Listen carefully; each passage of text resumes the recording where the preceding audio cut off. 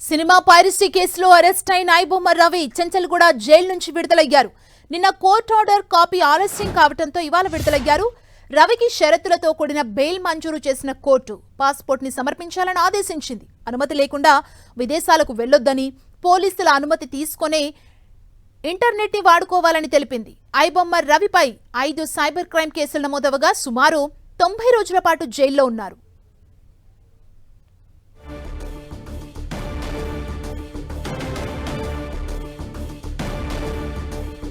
Passport ని కూడా కోర్టులో సమర్పించాలంటూ కొన్ని షరతుల్ని విధించారు. ఐబొమ్మ రవికి సంబంధించి మరింత సమాచారాన్ని మా ప్రతినిధి కిరణ్ మనకు అందిస్తారు. కిరణ్,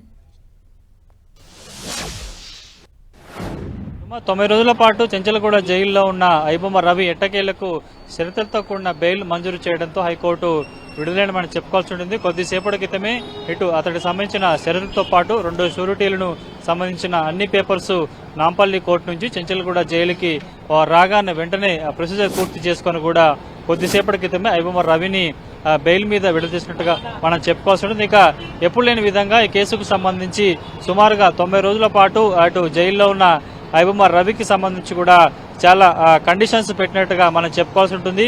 అతడి పాస్పోర్ట్ ను సరెండర్ చేయాలి. అదేవిధంగా ఇంటర్నెట్ తో పాటు సోషల్ మీడియా సంబంధించి కావచ్చు, పబ్లిక్ డొమైన్ లో ఎలాంటి మెసేజ్లు కావచ్చు దాన్ని వాడకూడదంటూ కూడా షరతులు విధించిన పరిస్థితి కనిపిస్తుంది. ఇక ప్రతిరోజు అతడు సిసిఎస్ కు వచ్చి పోలీసుల ఎదుట విచారణకు హాజరు కావాలంటూ కూడా పేర్కొన్న పరిస్థితి ఉంది. కాబట్టి పూర్తి స్థాయిలో 90 రోజుల పాటు జైల్లో ఉన్నాడు.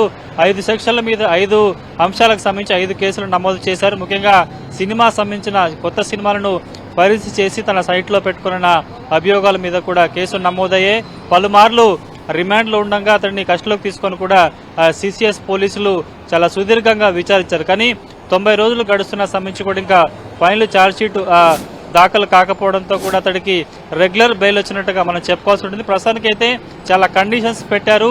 ముఖ్యంగా సోషల్ మీడియాతో పాటు మీడియాతో కూడా అతడు మాట్లాడుతుంటూ కూడా కండిషన్స్ చాలా క్లియర్ గా అతడి బెయిల్ మంజూరు సంబంధించిన ప్రశ్న దానికి సంబంధించిన పత్రంలో కూడా పేర్కొన్నారు. కాబట్టి ప్రస్తుతానికి అయితే ఆయన జైలు నుంచి విడుదలయ్యారు కాబట్టి ఇక పూర్తి స్థాయిలో అతడికి సంబంధించిన పర్యవేక్షణ ఉంటుంది. అతడు ఏం చేయబోతున్నాడు ఏంటన్నది కూడా ప్రతిరోజు అందుకు సంబంధించిన సమాచారాన్ని సిసిఎస్ పోలీసులకు కూడా అతడు చెప్పాల్సి ఉంటుంది. కాబట్టి ఇక ఎట్టకేలకు ఆయన బెయిల్ మీద విడుదలైనట్టుగా మనం చెప్పాల్సి ఉంటుంది. కాబట్టి రేపటి నుంచి రెగ్యులర్ గా అతడు సిసిఎస్ పోలీసులో ఎదుట హాజరు కావాల్సి ఉంటుంది.